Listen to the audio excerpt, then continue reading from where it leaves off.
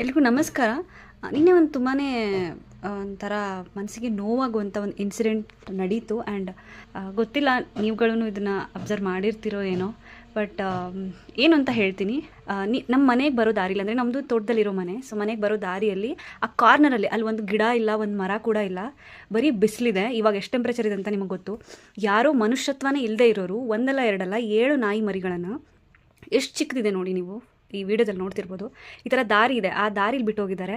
ಇನ್ನೇ ಇಡೀ ದಿನ ಅವು ಶುಗರ್ ಕೇನ್ ಫೀಲ್ಡ್ ಏನಿದೆಯಲ್ಲ ಅದರಲ್ಲಿದೆ. ಶುಗರ್ ಕೇನಲ್ಲಿ ಫೀಲ್ಡಲ್ಲಿ ಎಷ್ಟು ಟೆಂಪ್ರೇಚರ್ ಇರುತ್ತೆ ಅಂತ ಈ ಕಡೆ ಜನಕ್ಕೆ ಮಾತ್ರ ಗೊತ್ತು, ಅಂದರೆ ಯಾರು ಅದನ್ನು ಬೆಳೀತಾರೆ. ಸೊ ಅಲ್ಲಿ ಒಂದು ಹನಿ ನೀರು ಕೂಡ ಇಲ್ಲ. ದೂರಕ್ಕೆ ಎಲ್ಲಿ ಹುಡ್ಕೊಂಡು ಹೋದ್ರೂ ಅವಕ್ಕೆ ನೀರು ಸಿಗಲ್ಲ. ಆ ಗುಂಪಲ್ಲೇ ಇದ್ದಾವೆ, ಎಲ್ಲೂ ಹೋಗಿರಲಿಲ್ಲ. ಸೊ ನಿನ್ನೆ ಮಧ್ಯಾಹ್ನ ನಾವು ಅದನ್ನು ನೋಡಿ ನಮ್ಮ ಮನೇಲಿ ಸ್ವಲ್ಪ ಹಾಲು ಮತ್ತು ಮೊಸರಿತ್ತು, ಅದನ್ನು ಮಜ್ಜಿಗೆ ಥರ ಮಾಡಿ ಮಧ್ಯಾಹ್ನ ಹೋಗಿ ಒಂದು ಸ್ವಲ್ಪ ಕುಡಿಸ್ ಬಂದಿದ್ವಿ. ರಾತ್ರಿಗೆ ಅನ್ನ ಮತ್ತು ಹಾಲು ಮೊಸರು ಮಿಕ್ಸ್ ಮಾಡಿಬಿಟ್ಟು ಸ್ವಲ್ಪ ಅವುಗಳಿಗೆ ತಿನ್ನಕ್ಕೆ ಕೊಟ್ಟಿತ್ತು. ಸೊ ಈ ವಿಡಿಯೋ ಮಾಡೋ ಉದ್ದೇಶ ಏನು ಅಂತಂದರೆ, ಪ್ಲೀಸ್ ಈ ಥರ ಮಾಡೋಕ್ಕೆ ಹೋಗಬೇಡಿ. ಅವುಗಳ ಜೊತೆ ಅವುಗಳ ತಾಯಿ ಕೂಡ ಇಲ್ಲ, ತಾಯಿನ ಇಟ್ಕೊಂಡು ಬರೀ ಮರಿಗಳು ಮಾತ್ರ ಬಿಟ್ಟೋಗಿದ್ದಾರೆ. ನೀವು ಸಾಕಿರೋ ನಾಯಿ ಈ ಥರ ಮರಿ ಹಾಕ್ಬಿಡ್ದು ಅಂದರೆ ಅದಕ್ಕೆ ಪ್ರಿಕಾಷನರಿ ಮೇಜರ್ಸ್ನ ತೊಗೊಳ್ಳಿ. ಈ ಥರ ಪಾಪದ ಕೆಲಸ ಮಾಡೋಕ್ಕೆ ಹೋಗಬೇಡಿ.